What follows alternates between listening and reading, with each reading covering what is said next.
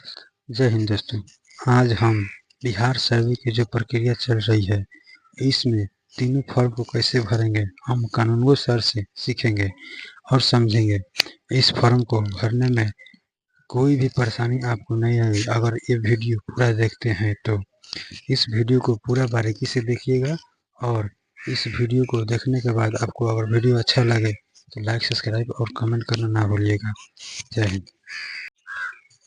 जैसा कि आप लोग जानते होंगे कि अभी सर्वे का काम शुरू हो गया है और जमीनी सर्वे के प्रक्रम में सबसे पहला काम जो रैयतों का दायित्व होता है वो ये दायित्व होता है कि आपके जमीन का जो भी ब्यौरा है उस ब्यौरा को भरकर सिविल कार्यालय में जमा करना पड़ता है। तो वो जो फॉर्म भरना है वो दो तरह का फॉर्म आप लोगों को बताया गया था, जिसमें प्रपत्र 2 और प्रपत्र 3 एक आता है। तो उसको आज हम लोग फिल करके आप लोगों को बताएंगे कि किस तरह से किस कॉलम में कैसे कैसे फॉर्म फिल करना है और बिल्कुल सही सही फॉर्म फिल करके सिविल कार्यालय में जमा करना है। तो जैसा कि आप लोग देख रहे होंगे कि ये फॉर्म है, पहला फॉर्म, जिसको प्रपत्र 2 बोलते हैं, इंग्लिश में इसको फॉर्म 2 भी बोलते हैं। तो ये फॉर्म 2 भरने का तरीका सबसे पहले हम लोग जानेंगे। इसमें आप लोग देखिए, सबसे पहला ऊपर में कॉलम होता है राजेश ग्राम का नाम। राजेश ग्राम हम लोग बोलते हैं उस गांव को जिस गांव में आपकी जमीन है। राजेश ग्राम एक्चुअल कई गांवों से मिलके भी बन सकता है या फिर आपका एक गांव का भी नाम राजेश ग्राम हो सकता है। तो सर्वे के प्रक्रम में जो सर्वे में गांव का नाम इस्तेमाल होता है उसको राजेश ग्राम बोलते हैं। तो आप लोग अपने पेपर पे देखते होंगे जिस का खतियान आपके पास उपलब्ध होगा या उसका केवाला उपलब्ध होगा या कोई पर्चा है, तो ऐसी स्थिति में उस पर आपके राजेश ग्राम का नाम लिखा रहता है, दर्ज किया रहता है। तो जिस राजेश ग्राम में आपकी जमीन है वो राजेश ग्राम का नाम यहाँ पर दर्ज करेंगे। जैसे फॉर एग्जाम्पल हम अगर सीतामढ़ी की बात करते हैं तो सीतामढ़ी के बोखरा अंचल में एक गांव है जिसको बोखरा बोलते हैं, वो एक राजेश ग्राम है। तो आप यहाँ पर बोखरा लिख सकते हैं। यहाँ पर जो आपको लिखना है वो बोखरा लिख सकते हैं। ये आपका राजेश ग्राम का नाम हो गया, ये बोखरा राजेश ग्राम हो गया। उसके बाद जो दूसरा कॉलम, दूसरा ऑप्शन है वो ये है थाना नंबर। थाना नंबर एक्चुअल होता क्या है, सबसे पहले तो इसको हम लोग जान लें कि हर एक राजेश ग्राम के लिए एक नंबर दिया जाता है जिससे उसकी पहचान होती है। जैसे आप लोग जानते होंगे कि एक ही नाम का एक ही अंचल में 2 गांव या 3 गांव भी हो सकता है। बहुत सारा कंडीशन ऐसा आता है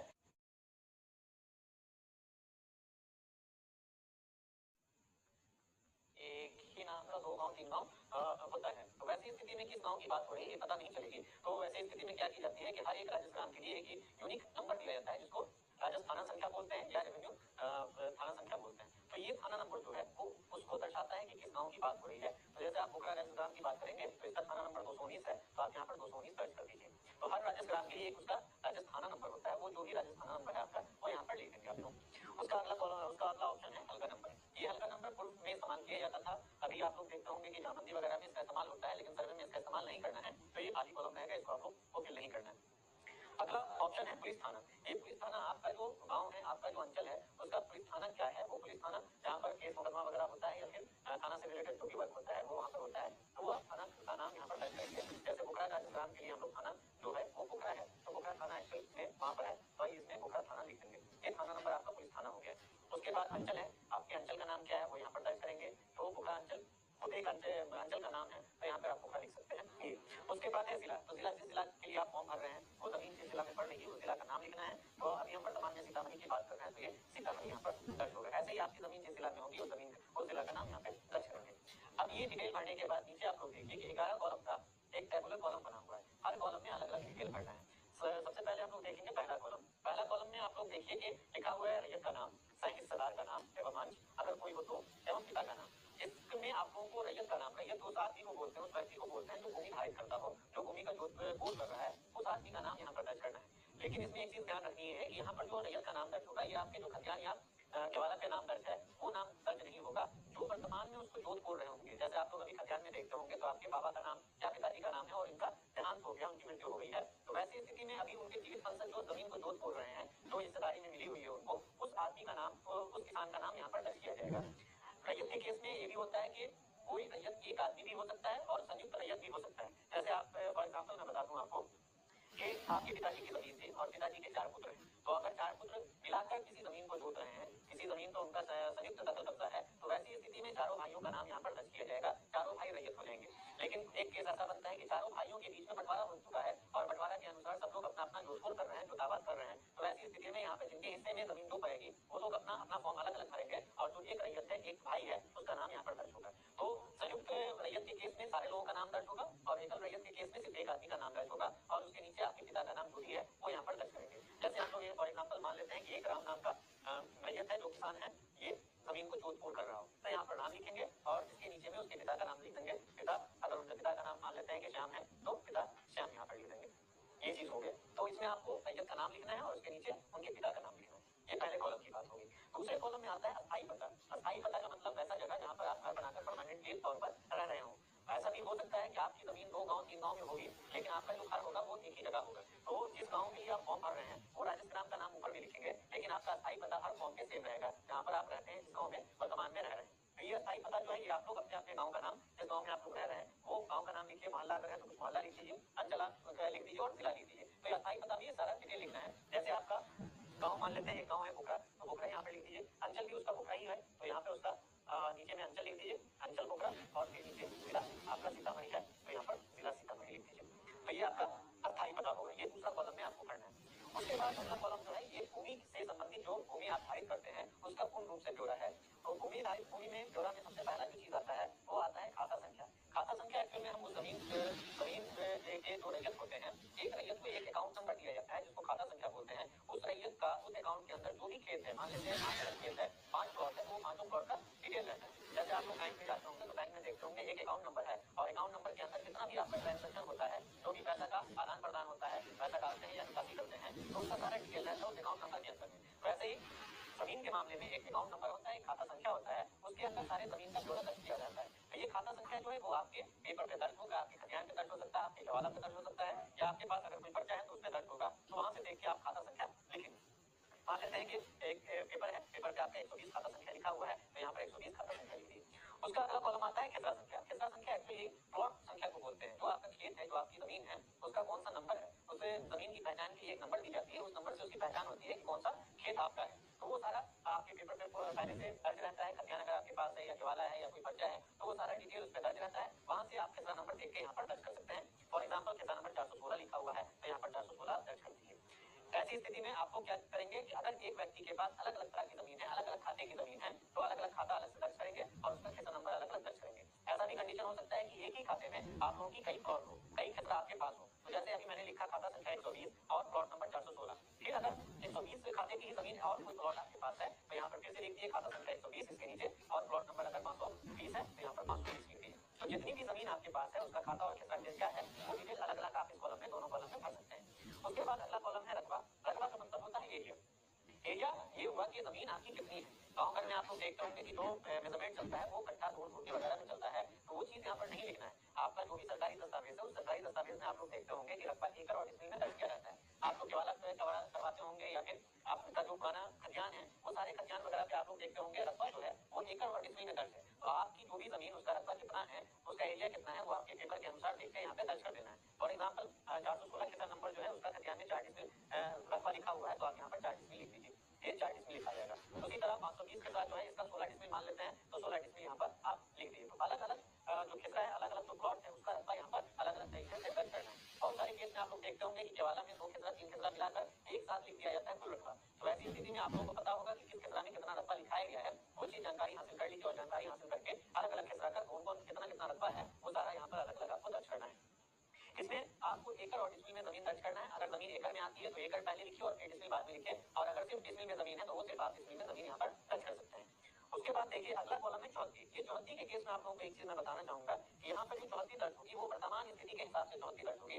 जैसे आपके पेपर में या वो खतियान हो या केवाला हो, अगर वो पुराना पेपर है तो आपके पेपर में चौहद्दीदार कुछ और हो सकते हैं, कोई और हो सकते हैं, लेकिन वर्तमान में आपके चौहद्दीदार बदल गए होंगे। तो ऐसी स्थिति में आप लोग अपने अपने प्लॉट पे जाके एक बार जांच कर लें और जांच करने के उपरांत आपके चौहद्दीदार वर्तमान में जो भी है उनका यहाँ पर चौहद्दीदार में नाम दर्ज करना है। इस बार चौहद्दी जो आपको दर्ज करनी है वो चारों चौहद्दी दर्ज करनी है, उत्तर, दक्षिण और पूर्व और पश्चिम। तो इस प्लॉट का चारों तरफ कौन से चौहद्दीदार हैं आपके, किन किन का खेत है, वो सारा डिटेल यहाँ पर दर्ज करना है और ये वर्तमान स्थिति के हिसाब से दर्ज करना है। आपका पेपर देख के नहीं करना। पेपर पे जो चौहद्दीदार होंगे उस समय के होंगे, लेकिन वर्तमान में जो चौकीदार बदल गए हैं आपके, तो अगर बदल गए हैं तो बदले हुए जो चौकीदार का नाम यहाँ पर दर्ज होगा, और अगर पेपर के अनुसार जो चौकीदार है वही अभी भी काबिज है उस पर, तो फिर यहाँ पे आप उनका नाम पेपर के अनुसार भी दर्ज कर सकते हैं। तो कहने का मतलब ये है कि वर्तमान में आपके जो चौकीदार है वो जाके आप पता कर लेंगे, और पता करने के उपरांत यहाँ पे चौकी दर्ज करेंगे। इसमें चारों चौकी दर्ज करनी है, उत्तर, दक्षिण, पूर्व और पश्चिम, ये सारा डिटेल यहाँ पर पढ़ना है। उसका अगला कॉलम जो है ये किस जमीन। किस जमीन का मतलब एक तरह से ये है कि जमीन का उपयोग किस तरह से आप लोग कर रहे हैं। ये जो जमीन है, जो खसरा नंबर आप यहाँ पर दर्ज किए हैं, जो ये खसरा नंबर दर्ज किए हैं, इसका उपयोग किस तरह से कर रहे हैं। आप लोग जानते होंगे कि जमीन का उपयोग कई तरह से होता है।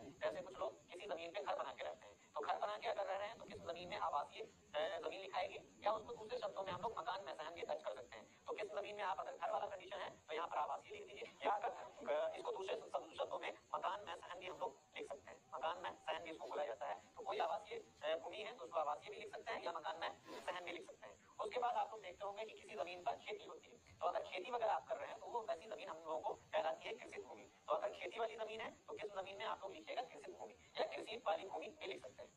उसके बाद आप लोग देखते होंगे कि बहुत सारे लोग अपने जमीन पे पेड़ पौधा वगैरह लगा देते हैं, जिसको गाछी बोलते हैं या बगीचा बोलते हैं। तो वैसी स्थिति में अगर किसी प्लॉट पे किसी जमीन पर पेड़ पौधा लगा हुआ है, गाछी लगा हुआ है, बगीचा लगा हुआ है, तो किस जमीन में आप गाछी या बगीचा दर्ज कर सकते हैं। कुछ लोगों को आप देखते होंगे कि शौकिया तौर पर वो अपने प्लॉट में मछली पालन करने के लिए, या बहुत सारी जगहों पे सिंघाड़ा का पालन होती है, सिंघाड़ा की फसल होती है, तो ऐसे लोग अपने जमीन में पोखर या तालाब खुदवाते हैं। तो अगर किसी जमीन पर पोखर या तालाब है तो आप किस जमीन में पोखर या तालाब दर्ज कर सकते हैं। तो जैसा उपयोग आप कर रहे हैं उस जमीन का, वो उपयोग के हिसाब से यहाँ पर किस जमीन डिसाइड होगा, और वो यहाँ पर दर्ज करना है आप लोगों को। उसके बाद कॉलम नंबर 8 और column number 10, sorry column number 8 और कॉलम नंबर 9, ये दोनों वैसे कंडीशन के लिए है जिनका पहले से लगान फिक्सेशन हो चुका है, और लगान फिक्सेशन होने के बाद उनके नाम पे जमाबंदी कायम है, और वो अपना लगान का हमेशा सरकार को टैक्स देते हैं लगान के तौर पर। तो अगर आपका लाख लिखाई हो चुका है, आपके नाम पे जमाबंदी कायम है, और आप लगान सरकार को दे रहे हैं हर साल, वैसी स्थिति में आपको रसीद मिलती है, और रसीद पे लगान लिखा रहता है कि एक साल का लगान कितना लगा है। तो अगर आपको पता है ये लगान आपकी जमीन का कितना लग रहा है, तो यहाँ पर लगान दर्ज कर दिए। जैसे बहुत सारे कंडीशन में देखते होंगे आप लोग 10 रुपया प्रति एकड़ के हिसाब से लगान लिया जाता है सरकार की तरफ से, और अलग अलग किस्म की जमीन के लिए अलग अलग लगान है। नॉर्मली जो चलता है वो 10 रुपया प्रति एकड़ चलता है। तो अगर आपका लगान पता है तो यहाँ पर लगान दर्ज कर दीजिए और अपना जमाबंदी संख्या दर्ज कर दीजिए। लेकिन कुछ लोग ऐसे भी होंगे, बहुत सारे लोग ऐसे भी होंगे जो अपने नाम से जमाबंदी कायम नहीं करवाए हैं, तारीख खारिज नहीं करवाए हैं, और लगान अभी तक पे नहीं करते हैं। तो वैसी स्थिति में कॉलम नंबर 8 जो लगान का कॉलम है, और कॉलम नंबर 9 जो जमाबंदी संख्या का कॉलम है, ये दोनों कॉलम आप छोड़ सकते हैं, खाली छोड़ सकते हैं। ये ऑप्शनल कॉलम नहीं है। जिनके पास जमाबंदी संख्या और लगान का पता है, निर्धारण किया हुआ है, वो लोग यहाँ पर दर्ज कर सकते हैं। और अगर आपको पता नहीं है तो ये खाली छोड़ सकते हैं, इसमें आपको भरना कंपलसरी नहीं है। उसका अगला कॉलम जो है, ये सबसे इंपॉर्टेंट कॉलम है इस पूरे फॉर्म का, कि आप जमीन पे जो दावा कर रहे हैं किस बेस पर दावा कर रहे हैं, क्या प्रमाण है आपके पास, किस बेस पे आप इस पे दावा कर रहे हैं। ऊपर में देखिए आपका लिखा हुआ है इस कॉलम में, भूमि पर दावा का आधार उत्तराधिकारी है, दान है, क्रय है, बंदोबस्ती है या अन्य है। तो कहने का मतलब है कि किस प्रमाण के आधार पर आप जमीन पे दावा कर रहे हैं, उसको जोधपुर कर रहे हैं, उसके बारे में डिटेल लिखना है कि आपका प्रमाण क्या है। तो जमीन का प्रमाण जो है वो मुख्यतः 4 से 5 तरह का होता है। जैसे सबसे पहला खतियान, कि अगर खतियान आपके पूर्वज के नाम से निर्गत है या आपके नाम से निर्गत है। खतियान जो इसके पूर्व सर्वे का बना हुआ है, यहाँ पर सीतामढ़ी में अगर हम बात करेंगे सीतामढ़ी की, तो सीतामढ़ी में रिविजन सर्वे पूर्ण रूप से पूर्ण हो चुका है। तो अगर यहाँ का जो भी काम हो रहा है वो रिविजन सर्वे के आधार पर ही होता है। जमाबंदी रिविजन सर्वे के आधार पर कायम होती है, खरीद बिक्री रिविजन सर्वे के आधार पर होता है। तो अगर रिविजन सर्वे में आपके पूर्वज के नाम पर कोई खतियान है तो वैसी जमीन आपकी खतियानी जमीन कहलाएगी, या उसी को दूसरे शब्दों में हम लोग उत्तराधिकारी जमीन बोलते हैं। तो अगर खतियानी जमीन है तो यहाँ पर लिख दीजिए आप खतियानी जमीन, खतियानी भूमि भी लिख सकते हैं, या उसी को दूसरे शब्दों में हम लोग उत्तराधिकारी भूमि भी लिखते हैं, उत्तराधिकारी भूमि भी लिख सकते हैं। तो खतियानी जमीन के केस में आप लोग दो चीज लिख सकते हैं, या तो वो खतियानी भूमि है या उत्तराधिकारी भूमि। कुछ केवाला आप लोग देखते होंगे जो लोग केवाला कराते हैं अपने नाम पर, या आपके पूर्वजों के नाम पर केवाला की जमीन है। तो अगर क्रय से की हुई जमीन है, क्रय से खरीदी हुई जमीन है, केवाला करवाया हुआ है, रजिस्ट्री उसका आपके नाम से, आपके पूर्वजों के नाम से है, तो यहाँ पर आप जो कॉलम 10 है उसमें आप लिख दीजिए क्रय से प्राप्त भूमि, क्रय से प्राप्त भूमि या केवाला से प्राप्त भूमि, आप कुछ भी लिख सकते हैं। यहाँ पर क्रय वाले केस में आपको क्रय से प्राप्त भूमि या केवाला से प्राप्त भूमि यहाँ पर दर्ज कर सकते हैं। कुछ लोगों को देखते होंगे कि आपके ही गांव में, आपके ही समाज में बहुत सारे ऐसे भूमिहीन किसान हैं जो सरकारी जमीन पे जाके बस जाते हैं। तो वैसे केस में उन लोगों को एक पर्चा निर्गत किया जाता है, जिसको हम लोग बंदोबस्ती पर्चा बोलते हैं। सरकारी जमीन वाले केस में जो बंदोबस्ती होती है उसको बंदोबस्ती पर्चा के द्वारा बंदोबस्त किया जाता है। तो अगर आपके पास बंदोबस्ती पर्चा है और उससे आपको जमीन प्राप्त है, तो यहाँ पर लिख दिएगा बंदोबस्ती पर्चा से प्राप्त भूमि, बंदोबस्ती पर्चा से प्राप्त भूमि। उसके बाद बहुत सारे लोग ऐसे होते हैं जो रैयती जमीन ही दूसरे रैयत को बसने के लिए, रहने के लिए दे दिया जाता है। तो वैसे कंडीशन में आप लोग को वास्कित पर्चा निर्गत किया जाता है अंचल से। तो अगर रैयती जमीन का बंदोबस्ती हुआ है आपको, तो उसके लिए वास्कित पर्चा निर्गत होता है। तो आप लोग यहाँ पर लिख देंगे वास्कित पर्चा से प्राप्त भूमि, ये केस हो गया। कुछ लोगों को देखते होंगे कि भूटान में जो जमीन गई हुई है वो आपको भूटान कमेटी की तरफ से रहने के लिए, बसने के लिए दिया जाता है। तो अगर भूटान की जमीन आपको प्राप्त है, भूदान का पर्चा आपके पास है या आपके पूर्वजों के नाम पर भूदान का पर्चा निर्गत है, तो यहाँ पर आप लिख दीजिए भूदान के पर्चा से प्राप्त भूमि या भूदान से प्राप्त भूमि, ऐसे भी आप यहाँ पर दर्ज कर सकते हैं। तो कहने का मतलब ये है कि आप क्या जो दखल कब्जा है किसी जमीन पर, उसका क्या प्रमाण है, किस प्रमाण के आधार पर उसका दावा कर रहे हैं कि ये जमीन मेरी है या मेरे पूर्वजों की थी। तो वो दावा का आधार जो है यहाँ पर दर्ज करना है। उसमें सबसे पहला दावा का आधार आता है खतियान, तो खतियानी जमीन है तो खतियानी जमीन लिखिए, उसको दूसरे शब्दों में हम लोग उत्तराधिकारी जमीन बोल सकते हैं। उसके बाद अगर आपने किवाला करवाया है तो यहाँ पर क्रय से प्राप्त भूमि लिखिए या किवाला से प्राप्त भूमि भी लिख सकते हैं। सरकारी जमीन के केस में बंदोबस्ती पर्चा निर्गत होता है, तो अगर बंदोबस्ती पर्चा आपको निर्गत किया हुआ है या आपके पूर्वजों के नाम पे निर्गत किया हुआ है तो यहाँ पर बंदोबस्ती पर्चा से प्राप्त भूमि लिख सकते हैं। रैयती जमीन ही किसी दूसरे रैयत को बसने के लिए दे दिया जाता है तो उसके लिए वास्तविक पर्चा निर्गत होता है। अगर वास्तविक पर्चा से प्राप्त भूमि है तो यहाँ पर वास्तविक पर्चा से प्राप्त भूमि लिखिए, और अगर भूदान से प्राप्त भूमि है तो यहाँ पर भूदान से प्राप्त भूमि लिख सकते हैं। इसके अलावा एक और पर्चा आता है जिसको भूअदबंदी पर्चा बोलते हैं, तो अगर भूअदबंदी पर्चा से आपको भूमि प्राप्त है तो यहाँ पर भूअदबंदी पर्चा से प्राप्त भूमि दर्ज कर सकते हैं। तो ये सारा आपके जमीन का प्रमाण हुआ जिस प्रमाण के आधार पर आप दावा करते हैं। उसका अगला कॉलम है अभियुक्ति। अभियुक्ति कॉलम जो होता है वो किसी भी फॉर्म में इसलिए दिया जाता है कि इस जो फॉर्म में डिटेल अभी तक पूछा गया है पूरे फॉर्म में, इस फॉर्म में वो डिटेल नहीं पूछा गया है लेकिन वो जानकारी देना आपको कंपलसरी है, वो जानकारी देना जरूरी है, तो वैसा सारा चीज अभियुक्ति कॉलम में दर्ज किया जाता है। जैसे फॉर एग्जाम्पल मैं बता दूं कि किसी जमीन पे विवाद, तो विवाद की स्थिति जो होती है उसकी जानकारी आपको सर्वे ऑफिस को देना जरूरी होता है, तो वैसा विवाद की स्थिति आप लोग अभियुक्ति कॉलम में दर्ज कर सकते हैं। जैसे सबसे पहला कि जमीन आपकी है और जबरदस्ती किसी ने कब्जा कर लिया है किसी भी आधार पर, तो अगर आपके पास उसका पेपर है, आपको पता है कि ये जमीन आपकी है या आपके पूर्वजों के नाम पे थी और जबरदस्ती किसी के द्वारा वो जमीन पे कब्जा किया हुआ है, तो आप अभियुक्ति कॉलम में वो चीज दर्शा दीजिएगा कि कब्जे लिखकर आपका जो कब्जा किया हुआ है उसका नाम लिख दीजिएगा। इससे ये साबित हो जाएगा कि जमीन का पेपर आपके पास है, जमीन का सारा प्रमाण आपके पास है, लेकिन वो उस पर कब्जा किसी और के द्वारा किया गया है। तो हम लोग इसकी जांच पड़ताल करेंगे और जांच पड़ताल में जो भी सही निर्णय होगा, सही पाया जाएगा, उसके हिसाब से नया खतियान बनेगा। तो ऐसी स्थिति में आप लोग कब्जे लिखकर जो रैयत है, जो किसान उसके दावा जोधपुर कर रहे हैं, उसका नाम यहाँ पर दर्ज कर दीजिएगा। कुछ केस ऐसा आप लोग देखते होंगे जिस जमीन पे भूमि विवाद बढ़ गया है और वो बढ़ के केस की शक्ल में कोर्ट में दर्ज हो गया है, तो अगर कोर्ट केस किसी जमीन पे चल रहा है तो आप यहाँ पर उसकी भी जानकारी देंगे कि केस नंबर क्या है आपका, उसका सन क्या है, यहाँ पर आप लिख देंगे वाद संख्या, जो भी आपका वाद संख्या है उसका सन क्या है, यानी कि किस साल में केस किया गया है, वो साल का नाम यहाँ पर दर्ज होगा, और इसके बाद उसकी वर्तमान स्थिति क्या है, वर्तमान स्थिति में आपकी हियरिंग हुई है या नहीं हुई है, वो चीज यहाँ पर दर्ज कर दीजिएगा, और किस कोर्ट में ये बात चल रहा है, ये केस चल रहा है, वो उस कोर्ट का यहाँ पर जिक्र कर दीजिएगा। यह अभियुक्ति कॉलम में आप लोग को दर्ज करना है। कुछ केस ऐसा मिलेगा जो खतियान में रकबा कुछ और दिखा रहा है और नक्शा में रकबा कुछ और दिखा रहा है, यानी खतियान और नक्शा में कुछ विसंगति पाई जा रही है, तो ऐसी स्थिति को भी आप अभियुक्ति कॉलम में दर्ज कर दीजिएगा कि खतियान से रकबा इतना और नक्शा से रकबा इतना। इस चीज का हम लोग वेरिफिकेशन करेंगे, वेरिफिकेशन में जो भी सही पाया जाएगा उसके हिसाब से इसका निर्णय लिया जाएगा। तो कहने का मतलब ये है कि जो भी आपको इस फॉर्म में जो डिटेल पूछा गया है इसके अलावा कोई भी जानकारी देना है हमको, तो अभियुक्ति कॉलम में वो चीज यहाँ पर दर्ज कर सकते हैं। उसके बाद ये सारा 11 कॉलम खत्म होने के बाद आप लोग नीचे में देखिए, यहाँ पे स्थान का नाम है, ये स्थान का नाम जहाँ से आप फॉर्म भर रहे हैं उस स्थान का नाम यहाँ पर दर्ज करना है, वो स्थान का नाम लिख दीजिए, और तिथि है, किस तिथि को आप फॉर्म जमा कर रहे हैं वो तिथि यहाँ पर दर्ज कर दीजिए। यहाँ पर देखिए आप लोग रैयत का हस्ताक्षर है या अंगूठे का निशान है, जिस रैयत को साइन करने आता है वो अपना साइन करेंगे, या जिनको अंगूठा लगाना है वो अंगूठे का निशान यहाँ पर दर्ज करेंगे। उसके नीचे आप लोग अपना मोबाइल नंबर और आधार नंबर कंपलसरी तौर पर लिखिएगा, क्योंकि आपको पता है कि इस सर्वे में आधार नंबर से आपका लिंक किया जाएगा खतियान को, तो आधार नंबर यहाँ पे दर्ज करना जरूरी है, और मोबाइल नंबर जो आपको संपर्क के लिए संपर्क स्थापित करने के लिए मांगा जा रहा है, ये मोबाइल नंबर यहाँ पर आप दर्ज कर दीजिए। सर यहाँ पर एक डाउट है, जैसे मान लीजिए कोई रैयत चार में है और चारों रैयत मौजूद नहीं, तो क्या सिग्नेचर सबको देना जरूरी है या कोई एक दो भाई दे देगा तो काम चल जाएगा? संयुक्त वाले केस में आप लोग अगर चार भाई हैं तो चार भाई में अगर एक व्यक्ति भी यहाँ पे उपस्थित है तो वो यहाँ पर चारों भाई का नाम लिखेगा, और एक भाई भी अगर यहाँ पे साइन कर देगा तो वो चलेगा, उसमें कोई आपत्ति नहीं है, यहाँ पर आपको दर्ज करना है। दूसरा केस ऐसा भी बनता है कि आपके पास ऑनलाइन प्रोविजन भी है, अगर आप यहाँ नहीं रहते हैं, कोई भाई यहाँ नहीं रह रहा और उनको फॉर्म भरना जरूरी है, तो वो सारे लोग ऑनलाइन प्रोसेस से भी फॉर्म अप्लाई कर सकते हैं, वो free of cost online form है।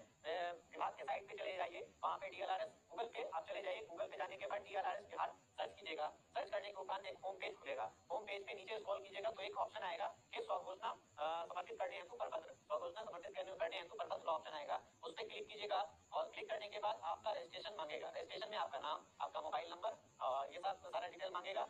डिटेल मांगने के बाद आपके मोबाइल पे OTP आएगी, OTP आप सबमिट कीजिएगा, और सबमिट करने के बाद फिर नीचे में एक फॉर्म खुलेगा, तो इसी तरह का फॉर्म लगभग रहेगा, उसमें आपका रैयत का नाम है, पिता का नाम है, आपका खाता के साथ क्या है वो है, और फॉर्म जो 2 है उसको स्कैन करके आपको अपलोड करना है, और वो जो स्कैनिंग होगी वो 3 MB से कम में होगी, ये चीज का ध्यान रखिएगा आपको कि जो स्कैन कीजिएगा वो 3 MB से कम में कीजिएगा, और वो 3 MB से कम वाली फाइल को अपलोड करके आप सबमिट कर दीजिए, आपको वहाँ पे एक रेफरेंस नंबर मिल जाएगा, उसको आप लोग सुरक्षित करके रख लीजिए, बाद में उसका काम आएगा। तो ये सारा चीज ऑफलाइन मैंने अभी बताया फॉर्म भरने का तरीका, इस ऑफलाइन के साथ साथ आपको ऑनलाइन प्रावधान भी दिया गया है कि ऑनलाइन प्रक्रिया के तहत भी आप फॉर्म अप्लाई कर सकते हैं। तो अगर किसी को कोई समस्या हो ऑनलाइन फॉर्म भरने में तो इस वीडियो वीडियो में दिखाया जाएगा, आप लोग वहां से जाके देख सकते हैं और उसका प्रोसेस को फॉलो कर सकते हैं। आप देखिए, अब हम लोग आते हैं प्रपत्र 3.1 भरने का तरीका पता करते हैं कि प्रपत्र 3.1 को कैसे आपको भरना है, कैसे फिलअप करना है और सही सही फिल करना है ताकि आपका काम आसानी के साथ हो जाए। यहाँ पर देखिए, ये प्रपत्र 3.1 जो है ये वंशावली का फॉर्म है। वंशावली के फॉर्म का मतलब ये है कि आपके पूर्वज के नाम पर कोई जमीन थी और आप उनके वंशज हैं और वंशज होने के नाते आपको वो जमीन प्राप्त है। तो अगर आपके पूर्वज के नाम पे कोई जमीन है और आप उनके वंशज हैं तो आपको ये फॉर्म भरना है। आपको जो हिस्से में जमीन मिली हुई है उस हिस्सेदारी को इसमें दर्शाया जाएगा। तो सबसे ऊपर में देखिए, यहाँ पे लिखा हुआ सेवा में शिविर प्रभारी अंचल और जिला। तो जिस अंचल के लिए आप फॉर्म भर रहे हैं या जिस जिला के लिए फॉर्म भर रहे हैं उस अंचल और जिला का नाम यहाँ पर भरेगा। जैसे आप अंचल, अभी हम बात कर रहे हैं पोखरा की, तो पोखरा अंचल हो गया और जिला आपका सीतामढ़ी, तो जिला सीतामढ़ी यहाँ पर दर्ज कर देना है। ये आपका ऊपर में तो ऑप्शन पूछ रहा है, अंचल का नाम और जिला का नाम, ये अपने अपने अंचल और अपने अपने जिला का नाम यहाँ पर भर सकते हैं। उसके बाद देखिए, स्वयं की वंशावली समर्पित करने हेतु के संबंध में ये विषय जो है फॉर्म का वो है कि अपनी वंशावली आप समर्पित कर रहे हैं वो इससे साबित होगा, जहाँ पर है। उसके बाद देखिए, महाशय, उपरोक्त विषय के संबंध में सूचित करते हुए कहना है कि मैं या हम लोग, इसमें एक चीज कंफ्यूजन रहता है कि यहाँ पर 3 कॉलम दिया हुआ है। इस 3 कॉलम में किसका किसका नाम और कैसे कैसे भरना है। तो इसमें 2 तरह का कंडीशन बनता है। अभी फॉर्म 2 के केस में मैंने बताया कि अगर आप लोगों का खतियानी जमीन है या फिर पूर्वजों के नाम पे जमीन है और उसका बंटवारा हो गया है, तो अगर बंटवारा हो गया है तो एक आदमी, एक रैयत, एक किसान अपने नाम से ये फॉर्म भरेंगे। और अगर बंटवारा नहीं हुआ है, आपके पूर्वजों की जो जीवित वंशज है उन सभी के नाम से सम्मिलित रूप से उन सभी के द्वारा जोत किया जा रहा है, तो इसमें सारे लोगों का नाम दर्ज किया जाएगा। यहाँ पर 3 कॉलम दिया हुआ है। अगर 3 लोग आपके वंश में हैं तो 3 लोगों का नाम यहाँ पर दर्ज कीजिए, और अगर इससे ज्यादा लोग आपके वंश में हैं तो यहाँ पर इत्यादि लिख के आप वंश पीछे में बना दीजिएगा, उससे साबित हो जाएगा कि सारे लोग इसमें आ गए। जैसे यहाँ पर किसी एक आदमी के द्वारा हिस्सा मिला हुआ और एक आदमी को का जोत कोड है, तो यहाँ पर एक आदमी का नाम लिखिएगा जो रैयत है, वर्तमान में जीवित रैयत, उनका नाम लिखिए और उनके पिता का नाम लिखिए। ये रैयत का नाम लिखाएगा और यहाँ पे पिता का नाम लिखाएगा। लेकिन आप अगर 2 भाई, 3 भाई, 4 भाई इस तरह मिलकर किसी जमीन को जोत रहे हैं और हिस्सा प्राप्त है आपको, तो यहाँ पर 1, 2, 3 लिखिएगा और इत्यादि कर दीजिएगा, और बाकी आगे जितने भी लोग होंगे सबका वंश पीछे में बना दीजिएगा। वो तरीका मैं बताता हूँ अभी। तो ये 3 लोगों का नाम लिखकर उनके पिता या जो भी है उनका नाम यहाँ पर दर्ज कर दीजिएगा। उसके बाद यहाँ पर देखिए, निवासी का कॉलम है। ये निवासी आप किस ग्राम के हैं वो निवासी का नाम लिखिएगा। वो जो निवास स्थल आपका है उसका नाम लिखिएगा। ग्राम आपका हो गया, जो आपका गाँव है वो गाँव का नाम लिखिएगा। थाना है, ये पुलिस थाना है, जो आपका पुलिस थाना होगा वो यहाँ पर दर्ज कीजिएगा। अंचल है, जिस अंचल की जमीन है उस अंचल का नाम यहाँ पर दर्ज होगा। जिला, जिस जिला की बात होगी उस जिला का नाम यहाँ पर दर्ज होगा। उसके बाद एक कॉलम है, इसमें जाति। जाति हर खतियान में दर्ज किया जाता है। अभी आप लोग अंचल कार्यालय में जाते होंगे जाति प्रमाण पत्र बनवाने, तो आपका पुराना जो खतियान है, आपके पूर्वजों का जो खतियान है वो उठा के चेक किया जाता है कि आपके पूर्वज किस जाति से बिलोंग करते थे। तो जिस जाति से आपके पूर्वज बिलोंग करते थे उसी जाति से आप भी बिलोंग करते हैं और वहां से वो वेरीफाई किया जाता है, इसलिए आपकी जाति यहाँ पर पूछी जा रही है। बिहार में कुल 254 तरह की जाति है। उस 254 तरह की जाति में आप किस जाति से ताल्लुक रखते हैं वो जाति का नाम यहाँ पर लिख देना है आपको। उसके बाद आगे में ये लिखा हुआ प्रपत्र 2 में अंकित जमाबंदीदार का नाम। एक्चुअली ये है कि प्रपत्र 2 जो है वो कहलाता है जमाबंदी पंजी। जमाबंदी पंजी में जिनका भी नाम है, हो सकता है कि आपके बाबा के नाम पे खतियान था और आज भी आपके बाबा के नाम पे जमाबंदी कायम है, उन्हीं के नाम पे चल रहा है। तो प्रपत्र 2 में जिनके नाम पर जमाबंदी कायम है उनका नाम यहाँ पर दर्ज करना है और उनके पिता का नाम दर्ज करना है। फिर आगे आपका ग्राम का नाम है, जिस गाँव में आप रहते हैं उस गाँव का नाम रहेगा, उस राज्य ग्राम का नाम रहेगा, अंचल का नाम रहेगा, और जमाबंदी क्रमांक संख्या है जिसको हम लोग जमाबंदी संख्या बोलते हैं कि आपकी जमाबंदी संख्या क्या है वो आपको अंचल कार्यालय से पता कर लेना है। या आप रसीद वगैरह कटवाते होंगे तो वहाँ पे जमाबंदी संख्या ऊपर में लिख दिया जाता है रसीद पे। अगर ऑफलाइन रसीद कटवाते हैं तो ऊपर में देखिएगा, राइट साइड में सबसे ऊपर में 14 करके लिखा रहता है, एक नंबर दिया रहता है। तो वो जो 14 करके लिखा रहता है वो जमाबंदी संख्या है, जमाबंदी नंबर ही है। वहां से देख के आप लोग जमाबंदी संख्या यहाँ पर दर्ज कर दीजिएगा। उसके बाद आगे देखिए, खाता संख्या है, जमीन का जो भी ब्यौरा है, जो खाता संख्या आपके पास है जो आपके पूर्वजों के नाम पे थी वो सारा खाता संख्या यहाँ लिखिएगा। हिस्सा संख्या है, हिस्सा संख्या लिखिएगा। रकबा, उसका हर एक हिस्सा का क्या क्या रकबा है वो लिखिएगा। और अगर आप लगान पे कर रहे हैं तो लगान यहाँ पर लिखिएगा। अगर लगान नहीं पे कर रहे हैं तो इस कॉलम को आप खाली छोड़ सकते हैं। यहाँ पे एक चीज का ध्यान रखना है, यहाँ पर देखिए कॉलम जो है वो बिल्कुल छोटा छोटा है। अगर आपके पास 10 प्लॉट है, 20 प्लॉट है, तो यहाँ पे नहीं हटेगा। तो आप 2-4 खाता और हिस्सा यहाँ पर दर्ज कर दीजिए और इसका सारा डिटेल इसके अगले पन्ने पर रहता है वो सारा देखिए। ये सेकंड पेज है उसका, इस पेज पर आपको ये दर्ज कर सकते हैं सारा डिटेल। तो ये पहला पन्ना पे अगर नहीं हट रहा है तो इसको कुछ यहाँ पर लिख के आप लोग सेकंड पेज पे पूरा डिटेल दर्ज कर सकते हैं। तो ये आपका हो गया। ये करने के बाद यहाँ पर नीचे में देखिए कि नीचे वंश फिक्स टेबल फॉर्म बनाए, यानी कि जो आपका वंशावली है ये वंशावली आपको खुद से बनाना है। वंशावली बनाने का कई ऑप्शन आप लोगों के पास है। जो सबसे आसान ऑप्शन है वो ये है कि आप उस वंशावली को खुद से बनाकर 100 अभी प्रमाणित, जिसको सेल्फ अटेस्टेड बोलते हैं, वो करके भी लाके जमा करेंगे तो वो बिल्कुल वैलिड होगा। तो वंशावली आपको इसके पीठ पर, ये जो फॉर्म है इसके पीछे आप अपना वंशावली बना देंगे और नीचे में अपना साइन कर देंगे तो वो 100% मान्यता है, उसके आधार पर सर्वे होगा। एक डाउट है, जैसे वंशावली अगर कुछ ढंग से बनाता है सर, वो क्या, जैसे मान लीजिए किसी के दादा के नाम से अभी उनके पिताजी जीवित है तो क्या उनके पोता को दर्शाना जरूरी है, या ऐसे ही पीछे तक छोड़ देना है। देखिए, भूमि सर्वे में जो भी वंशावली इस्तेमाल होती है उसमें जहाँ पे जीवित रैयत आ गए वहीं पर उस वंशावली को बंद कर दी जाती है और शुरुआत आपको वहां से करना है जिस रैयत के नाम पर पेपर है। जैसे फॉर एग्जाम्पल मैं बताऊं कि आपके दादा के नाम से खतियान है और आपके पिताजी और चाचा जी अभी जीवित हैं, तो सबसे ऊपर में आपके दादाजी का नाम यहाँ पर दर्ज होगा। फॉर एग्जाम्पल एक नाम हम ले लेते हैं कि किसी का नाम राहुल है, राहुल आपके दादाजी है जिनके नाम पे खतियान दर्ज है, तो आप यहाँ पर सबसे ऊपर में लिखिएगा राहुल। लेकिन अगर उनकी मृत्यु हो गई है तो यहाँ पर स्वर्गीय लगा दीजिएगा। स्वर्गीय से ये सत्यापित हो जाता है कि उनका डेथ हो चुका है, आपको अलग से डेथ सर्टिफिकेट जमा करने की जरूरत नहीं है। ये स्वर्गीय राहुल लिख दिया और स्वर्गीय राहुल के बाद यहाँ पर उनके पिता का नाम भी दर्ज कर दीजिए ताकि खतियान से वो मैच करने में आसानी हो। पिता का नाम जो भी है स्वर्गीय मान लेते हैं कि रामकिशोर, तो रामकिशोर यहाँ पर लिख दीजिए, स्वर्गीय रामकिशोर, ये हो गया। इसके नीचे आप एक वंशवृक्ष बनाइएगा जिसमें इनके जितने पुत्र और पुत्री हैं सबका नाम दर्ज किया जाएगा। मान लेते हैं फॉर एग्जाम्पल के स्वर्गीय राहुल जी जो थे इनके 2 पुत्र और 1 पुत्री हैं, तो यहाँ पर 2 पुत्र और 1 पुत्री का नाम आप लोग दर्ज कर दीजिएगा। एक पुत्र जिनका नाम अभिषेक है तो यहाँ पर अभिषेक दर्ज कर दीजिए और एक पुत्र जिनका नाम रोहन है तो रोहन दर्ज कर दीजिए। एक पुत्री उनके पास है, मान लेते हैं कोई भी नाम उठा लेते हैं, खुशबू कुमारी है तो खुशबू कुमारी यहाँ पर दर्ज कर दीजिए। ये हो गया। अगर ये तीनों जीवित हैं तो वंशावली आके यहीं पे बंद हो जाएगी, आपको नीचे दर्ज नहीं करना है। लेकिन अगर इसमें से किसी एक की भी मृत्यु हो गई है तो आप क्या करेंगे कि उनके नाम में फिर से स्वर्गीय लगा देंगे और स्वर्गीय लगाने के बाद फिर उनके नीचे आएंगे। जैसे ये अभिषेक जी हैं, इनकी मृत्यु हो गई तो ये स्वर्गीय आगे लगा दिया और स्वर्गीय लगाने के बाद फिर इसके नीचे अगर उनकी पत्नी जीवित है तो पत्नी का नाम दर्ज होगा। अगर पत्नी जीवित है तो वो मसुमात रहेंगी, तो मसुमात जो भी है मान लेते हैं कि एक नाम है शांति देवी, तो शांति देवी यहाँ पर दर्ज कर दिया और फिर इसके नीचे इनके जो भी पुत्र पुत्रियां होंगे उनका नाम दर्ज कर दिया जाएगा। अगर पत्नी की मृत्यु हो गई है तो फिर पत्नी का नाम भी दर्ज करने की जरूरत नहीं है, आप सीधे स्वर्गीय अभिषेक के नीचे उनके जो भी पुत्र और पुत्री हैं उनका नाम दर्ज कर सकते हैं। फॉर एग्जाम्पल 3 पुत्र हैं उनके पास, कोई भी नाम ले लेते हैं एग्जाम्पल के तौर पर। एक एग्जाम्पल के तौर पर पहला जो पुत्र है वो रोहित नाम है, दूसरा पुत्र अजय नाम है और तीसरा पुत्र मुरली नाम है, तो ये तीनों पुत्र का नाम यहाँ पर दर्ज कर देंगे। नीचे वंशावली में वंशवृक्ष तभी आएगा जब ऊपर वाले रैयत का डेथ हो गया है, मृत्यु हो गया है, तब नीचे लाएंगे। अगर जहाँ पर जीवित रैयत आके खत्म हो जा रहा है वहां पर आप वंशावली को बंद कर देंगे, वंशावली आगे नहीं बनाना है। और यहाँ पर जो प्रस्तुत कर रहे हैं वंशावली उनका स्वविप्रमाणित यानी कि सेल्फ अटेस्टेड करके यहाँ पर साइन कर देंगे, इसका 100% मान्यता है और इसी के आधार पर हम लोग जांच करेंगे और जांच करने के उपरांत अगर ये वंशावली सही पाया जाता है तो इसके आधार पर काम किया जाएगा। तो हम बता रहे थे ये चीज कि वंशवृक्ष में टेबल फॉर्म लगा दिए और यहाँ पर आप साइन कर दिए, रैयत का साइन यहाँ पर हो जाएगा, जो रैयत फॉर्म जमा कर रहे हैं उनका यहाँ पर साइन होगा। इसी का दूसरा पेज जो आता है वो दूसरा पेज देखिए इस तरह का पेज आएगा आप लोगों का, जिसमें आपको जो आपको हिस्सेदारी में जमीन मिली हुई है, जो उत्तराधिकारी के तौर पर जमीन मिली हुई है, वो जमीन का ब्यौरा इसमें फिर से पढ़ना है। यहाँ पर देखिए पहला जो टेबल में है ये है रैयत का नाम। रैयत मैंने अभी आपको बताया है कि रैयत जो जमीन को स्कोर कर रहा है उसको बोलते हैं, तो जो भी रैयत है उस रैयत का नाम यहाँ पर दर्ज कर दीजिए। ये पहला वाला कॉलम।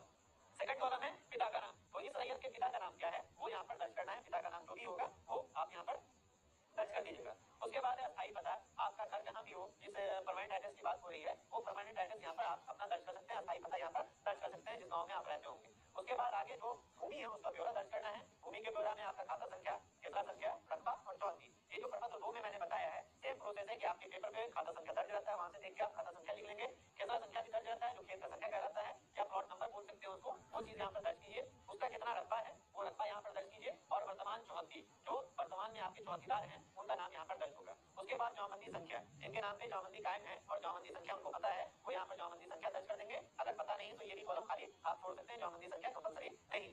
तो ये सारा डिटेल भरने के बाद नीचे में यहाँ पर देखिए फिर जो याचिकाकर्ता हैं, जो फॉर्म जमा करने वाले हैं, उनका हस्ताक्षर या अंगूठे का निशान है। तो अगर आप हस्ताक्षर करते हैं तो हस्ताक्षर कीजिए, अंगूठे का निशान लगाते हैं तो अंगूठे का निशान लगाइए और उसके नीचे अपना पूरा पता भरना है। जो आपका वर्तमान पता है वो पूरा पता यहाँ पे डिटेल भर देना है। अब हम बात करेंगे कि इस फॉर्म के साथ जो फॉर्म मैंने भरा है प्रपत्र 2 और 3, इसके साथ क्या क्या आपको दस्तावेज लगाना है, क्या क्या पेपर लगाना है, जिसके आधार पर सर्वे का काम किया जाएगा। तो सबसे पहला पेपर आता है वो खतियान, कि अगर खतियानी जमीन आपके पास है तो खतियान की एक छाया प्रति इसमें लगानी पड़ेगी। अगर आपके पूर्वजों के नाम पे कोई जमीन है तो पूर्वजों के नाम की जमीन के लिए उसको सत्यापित करने के लिए कि आप उनके वंशज हैं, आप उनके खानदान के लोग हैं, उसको सत्यापित करने के लिए वंशावली बनती है। तो अगर आपके पूर्वज के नाम पे कोई जमीन है तो आप वंशावली बनाइए और वंशावली इसके साथ अटैच कीजिए, उसका एक फोटोकॉपी लगानी है।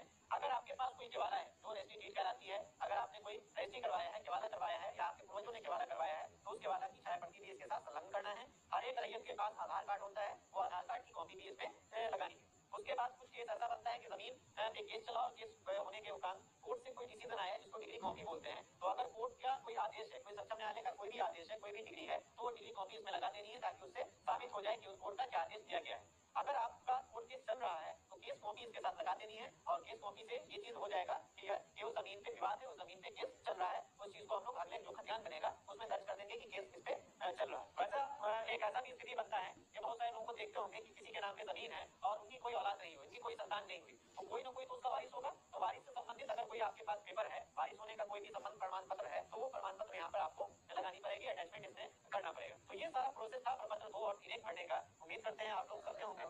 यहाँ पर जो अस्थायी पता बनना है कि बहुत सारे ऐसे लोग हैं जो बाहर में रहते हैं, किसी मुश्किल राज्य में, उनका आधार कार्ड बना हुआ उस राज्य का एड्रेस है, उनका जो होगा उनका घर यहाँ पे है, तो वैसी स्थिति में उनका क्या एड्रेस रहेगा, उनका आधार कार्ड वाला या फिर जो यहाँ पे बिहार उनका घर वाला है। देखिए, आधार कार्ड पे जो पता रहता है वो आधार कार्ड आप जहाँ से बनाइएगा वहाँ का पता रहता है, उसको अस्थायी पता नहीं बोलते हम लोग। अस्थायी पता का मतलब ये हुआ कि आप परमानेंट रेजिडेंस कहाँ के, जो रेजिडेंशियल सर्टिफिकेट आपका है वो कहाँ से निर्गत है, तो जिस जगह पर आप परमानेंट तौर पर घर बना के रह रहे हो वो एड्रेस यहाँ पे दर्ज करना है, वो एड्रेस ही आपको दर्ज करना है, आधार कार्ड वाला एड्रेस यहाँ पे दर्ज नहीं करना है। तो ऐसी स्थिति में अगर कोई गाँव के लोग हैं और बाहर में रहते हैं, आधार कार्ड पे बाहर का एड्रेस दर्ज कर लिए हैं, तो आप का जो परमानेंट एड्रेस से संबंधित कोई भी साक्ष्य है वो साक्ष्य इसमें लगा दीजिएगा, ताकि खतियान बनने के प्रोसेस में आपका अस्थायी पता आपके गाँव का ही दर्ज किया जा सके। जैसे आपका हो सकता है कि आपके पास